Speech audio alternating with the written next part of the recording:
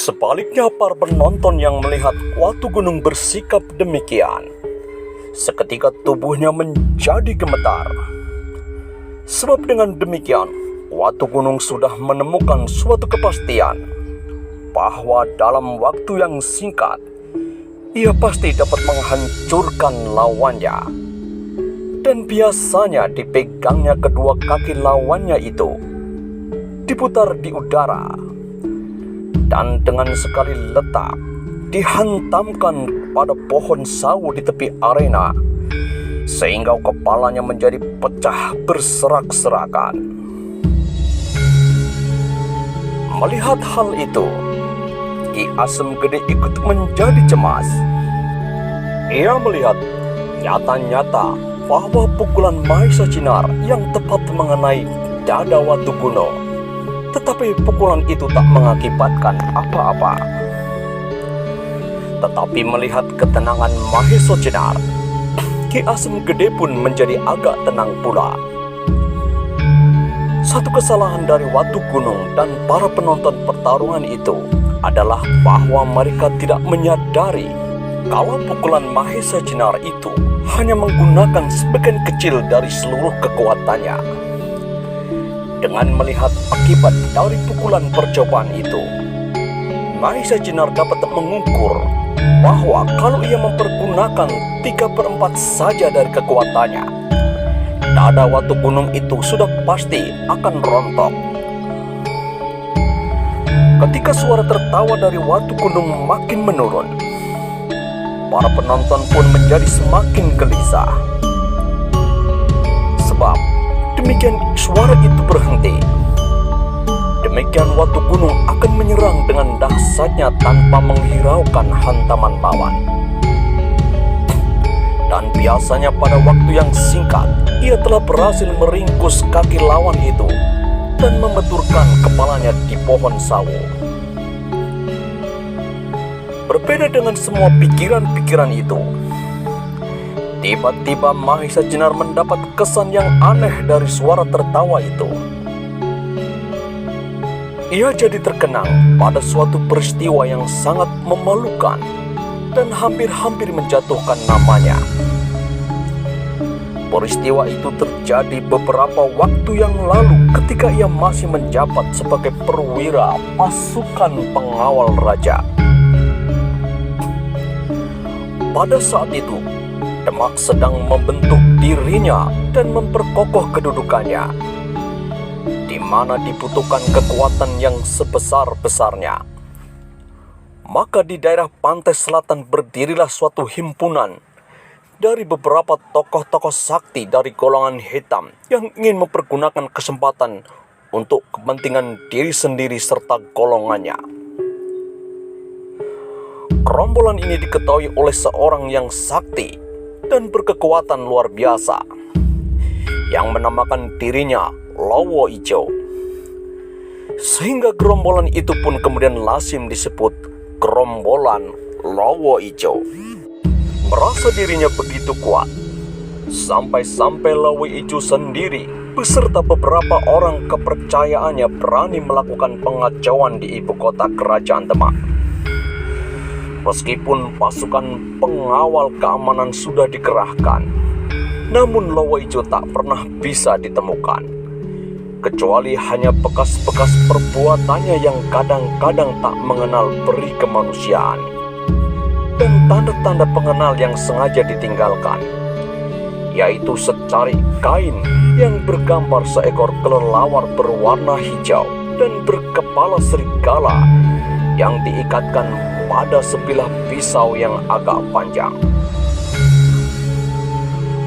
Bahkan kekurangan ajarannya memuncak dengan usahanya memasuki kamar perbendaharaan istana, di mana disimpan harta kekayaan istana beserta benda-benda untuk upacara yang terbuat dari emas, berlian, dan permata lainnya. Adalah suatu aib yang tercoret di muka para pengawal istana. Kalau pada saat itu tak seorang pun yang mengetahui bahwa 5 orang gerombolan Lowo Ijo yang dipimpin oleh Lowo Ijo sendiri sampai dapat memasuki halaman istana bagian dalam. Untunglah bahwa pada saat-saat di mana gerombolan Lowo Ijo sedang mengganas, pasukan pengawal istana telah mengambil langkah-langkah seperlunya untuk menghadapi segala kemungkinan. Sehingga tiap malam tidak hanya prajurit yang bertugas ronda keliling, tapi juga para perwira. Malam itu adalah malam di mana Mahesa Jenar sedang mendapat giliran bertanggung jawab pada keselamatan raja serta seisi istananya. Dan justru pada malam itu pula lah gerombolan Lowo Ijo bertindak.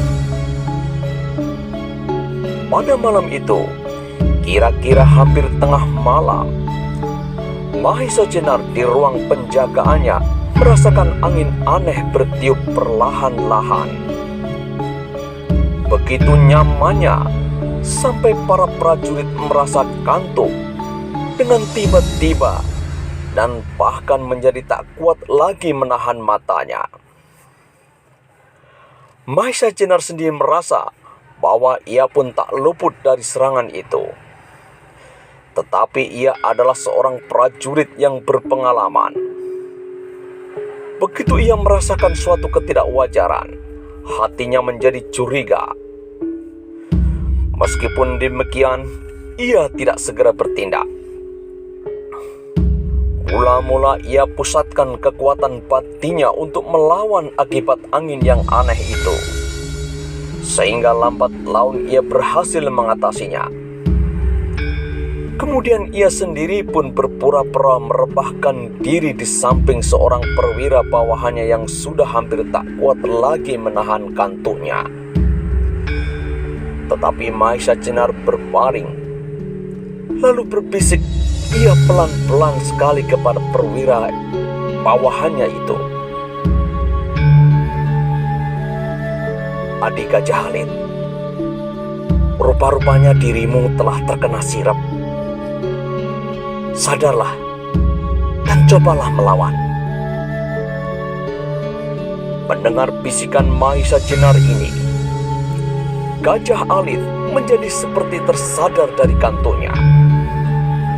Cepat-cepat ia pun memusatkan seluruh kekuatan batinnya dan dengan sekuat tenaga ia melawannya.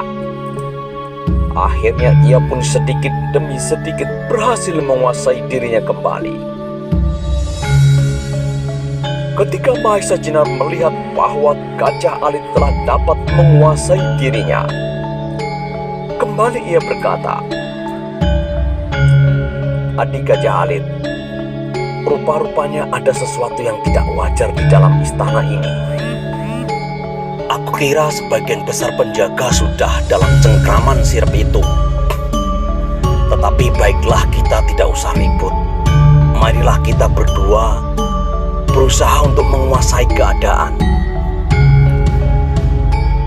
"Lalu apa yang harus aku lakukan, Kakang Ronggotojoyo?" tanya Gajah Alit. Dengan berpura-pura tidur, mereka tentu tidak mengira kalau kita tengah mengadakan penyelidikan. Marilah kita berpencar. Lewat pintu belakang dari ruangan ini, kau pergi ke utara dan aku ke selatan. Kalau salah satu di antara kita melihat hal yang mencurigakan, dan kiranya kita masing-masing seorang diri tak mampu mengatasinya, sebaiknya kita memberi tanda dengan sebuah suitan." "Baiklah, Kakang Ronggotojoyo," jawab Gajah Alit. Dan setelah beberapa saat tak terjadi apa-apa, perlahan-lahan dan berhati-hati sekali mereka berdua menyelinap pintu belakang ruang jaga dengan tidak membangunkan seorang pun. Agar orang yang bermaksud jahat itu sama sekali tak menduga bahwa di antara sekian banyak penjaga itu ada yang luput dari sirapnya. Dengan berlindung pada bayang-bayang dan batang-batang tanaman, mereka berdua menyelidiki keadaan taman dengan seksama. Gajah Alit ke utara, sedangkan Mahesa Jenar atau Ronggotoh Joyo ke selatan. Beberapa lama mereka tak menemukan tanda apa-apa. Malahan halaman dalam istana itu rasanya jauh lebih sepi dari biasanya. Tetapi Mahesa Jenar dan Gajah Alit adalah orang-orang yang penuh dengan pengalaman dan mempunyai ketajaman batin yang luar biasa. Mahesa Jenar yang meskipun pada waktu itu belum melihat adanya sesuatu yang mencurigakan, tetapi ia sudah mendapat firasat bahwa ia telah berdekatan dengan apa yang ia cari. Itulah sebabnya ia segera diam menenangkan diri di belakang sebuah tanaman yang agak rimbun. Dipusatkannya segala perhatiannya ke suasana di sekelilingnya. Angin aneh yang ternyata adalah mengalirnya kekuatan sirep dari seseorang yang cukup kuat ilmu kebatinannya masih saja bertiup. Bahkan daya sirep itu demikian kuatnya sehingga baik Mahesa Jenar maupun Gajah Alit harus tetap menyediakan sebagian perhatiannya untuk tetap melawan pengaruhnya. Dengan mengukur kekuatan angin aneh itu, Mahesa Jenar sedikit banyak dapat menjajaki sampai di mana kehebatan orang yang memasangnya. Dengan demikian, Mahesa Jenar harus betul-betul waspada, sebab ia tahu betul bahwa orang yang memasang sirap itu tentulah seorang yang mempunyai kesaktian tinggi. Dari tempat persembunyiannya, Mahesa Jenar dapat melihat bahwa 3 orang yang bertugas jaga di sudut dinding halaman itu telah tertidur semuanya.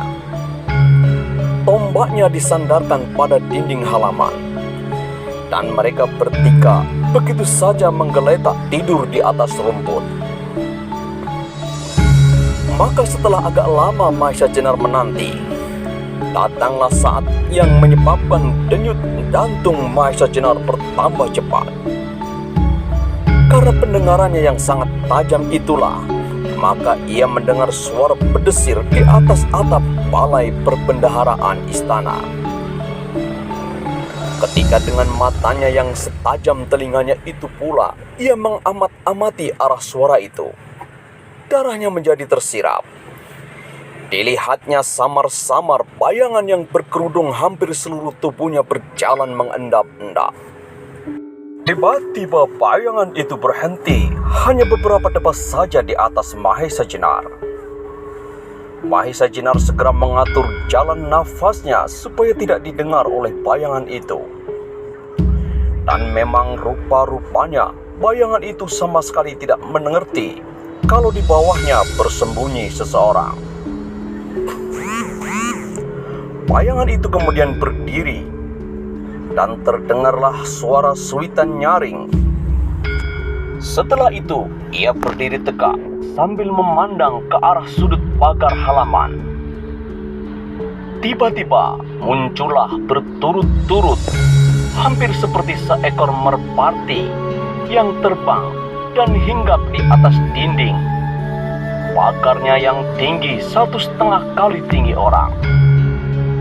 Dan kemudian terdengarlah tawa itu.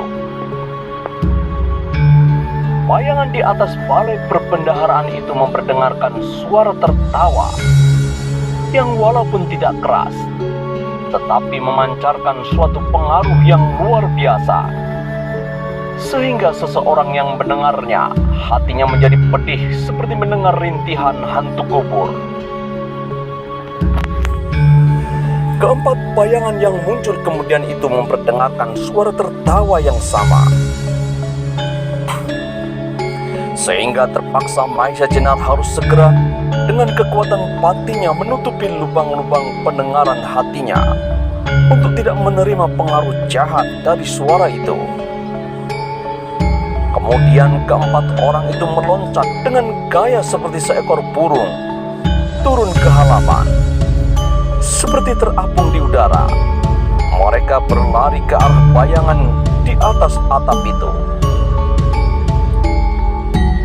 Sementara itu dari arah lain, Mahesa Jenar melihat bayangan seorang yang pendek bulat berlari seperti batu berguling-guling masuk jurang. Begitu cepatnya ke arah 4 bayangan itu. Belum lagi Mahesa Jenar berbuat sesuatu, bayangan itu sudah langsung menyerang.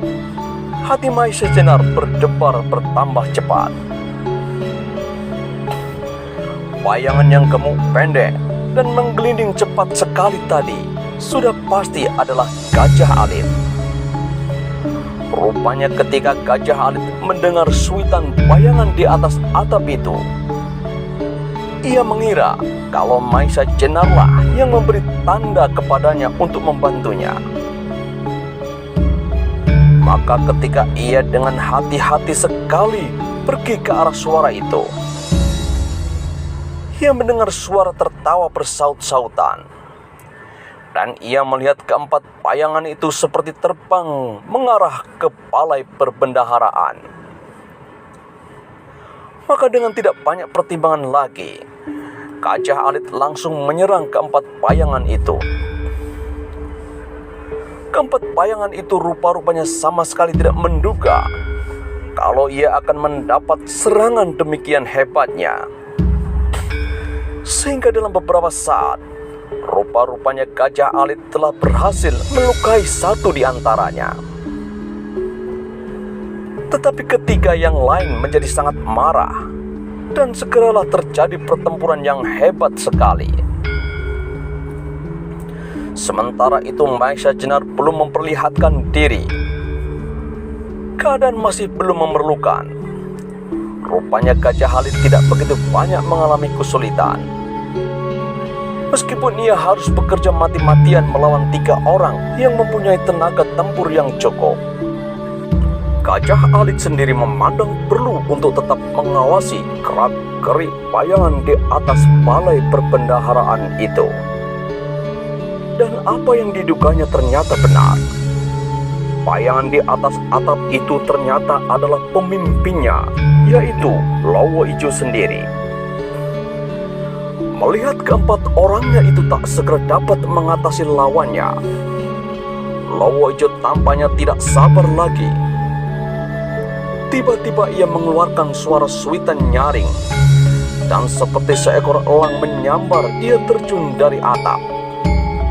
Kedua tangannya dikembangkan dan tampaklah jari-jari tangannya yang kokoh kuat, siap menerkam Gajah Alit.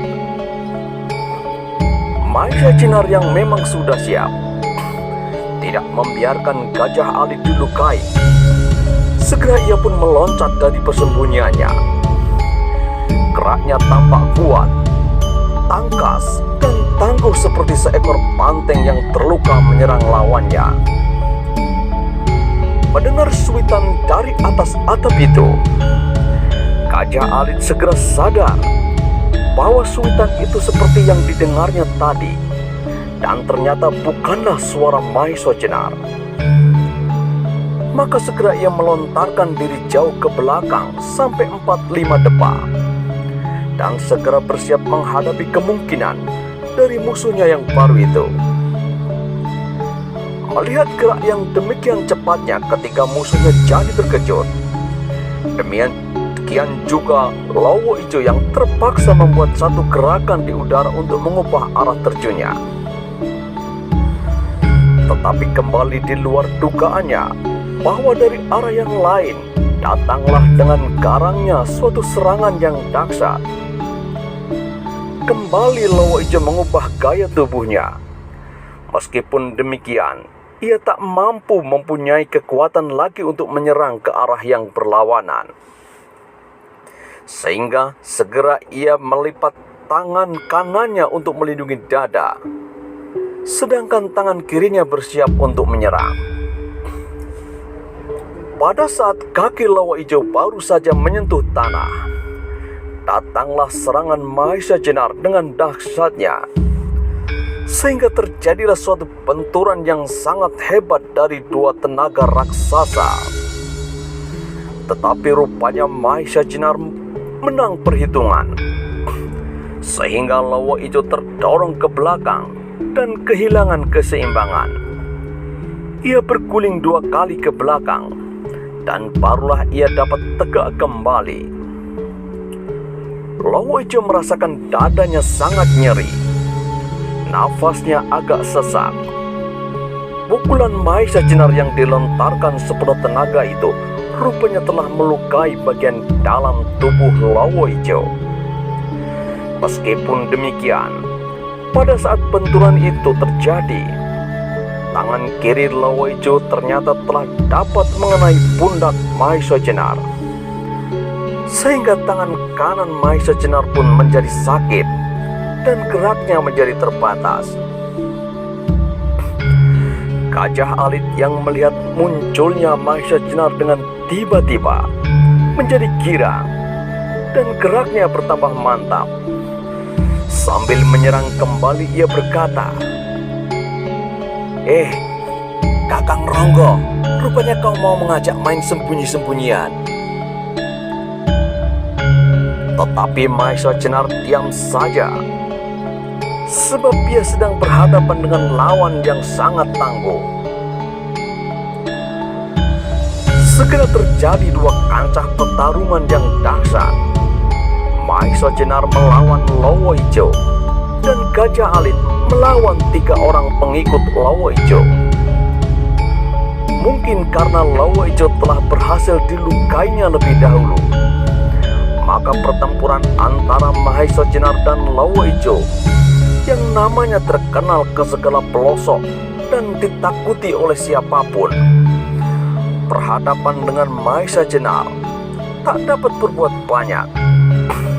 Sekali 2 kali memang ia bisa mengenai tubuh Mahesa Jenar, tetapi sebaliknya Mahesa Jenar telah mengenainya 2 kali lipat.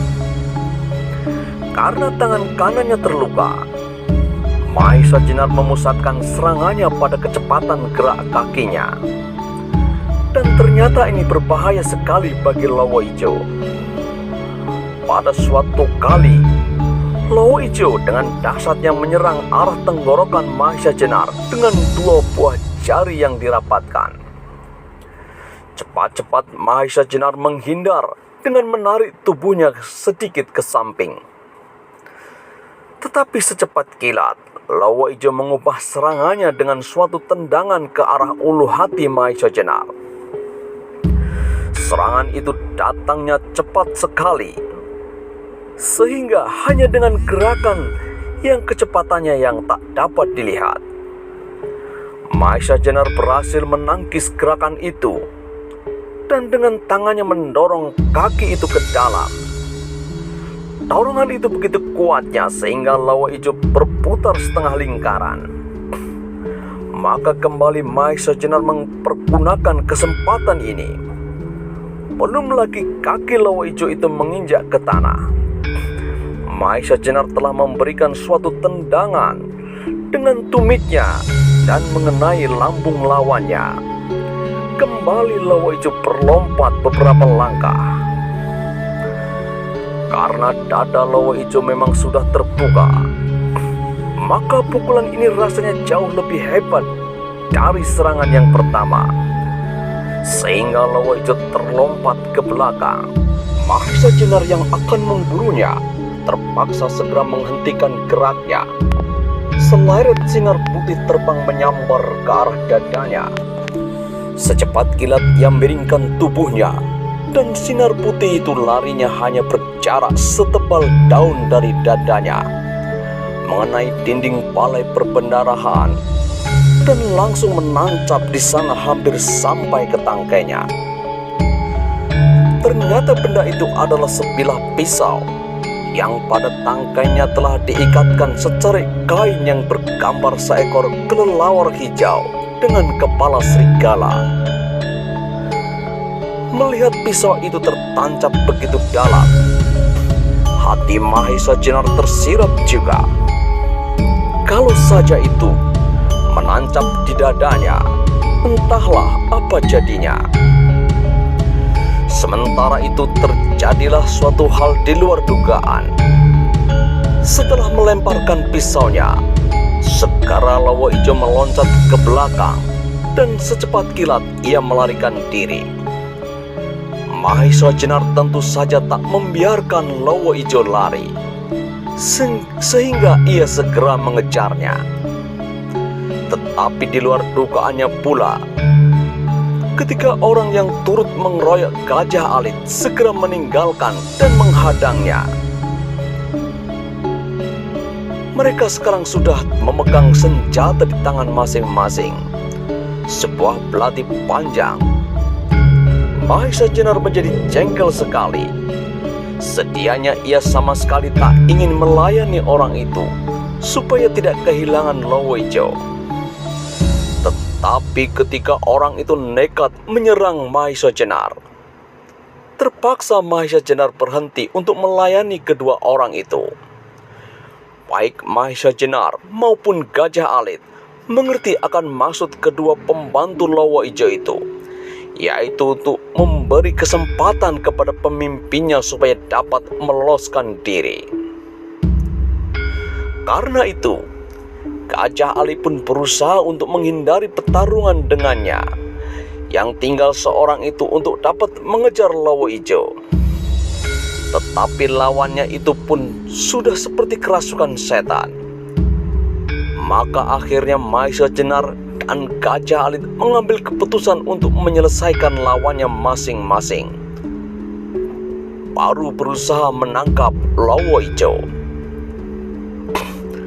Tetapi belum lagi mereka berhasil menyelesaikan pertempuran itu, Lowo Ijo telah meloncat ke atas dinding halaman. Kemudian kembali terdengar suara tertawa itu. Suara tertawa yang menusuk-nusuk hati begitu pedihnya, seperti suara rintihan hantu dalam kubur. Dengan cepat tertawanya itu makin lama, makin terdengar jauh dan lemah. Menyaksikan hilangnya Lowo Ijo di depan matanya, Mahesa Jenar dan Gajah Alit menjadi gusar bukan kepala. Dan sekarang kegusarannya itu hanya dapat ditumpahkan kepada lawannya, yang ketika itu juga sudah berusaha untuk melarikan diri. Maka dengan kekuatan penuh, Mahesa Jenar segera menghantam lawannya. Pisau yang dipegang oleh kedua orang itu sama sekali tak berarti.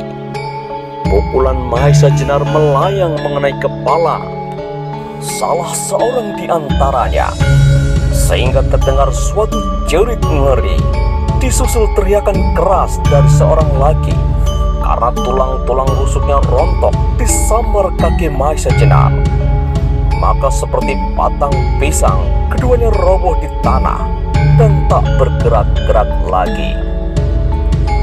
Belum lama gema teriakan itu berhenti. Terdengarlah suara keluhan yang tertahan. Rupanya Gajah Alit pun berhasil menyelesaikan pertempurannya. Hanya saja ia mempunyai cara tersendiri untuk menumpahkan kemarahannya. Dengan tangan yang pendek kokoh itu, ia menyambar leher lawannya. Lalu dengan ibu jari yang kokoh, ia menekan leher itu sampai nafasnya lawannya putus.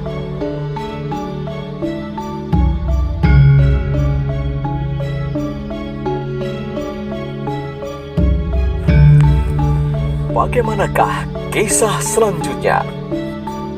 Temukan jawabannya di episode selanjutnya. Jangan lupa untuk like, komen, dan subscribe. Sampai jumpa di episode selanjutnya.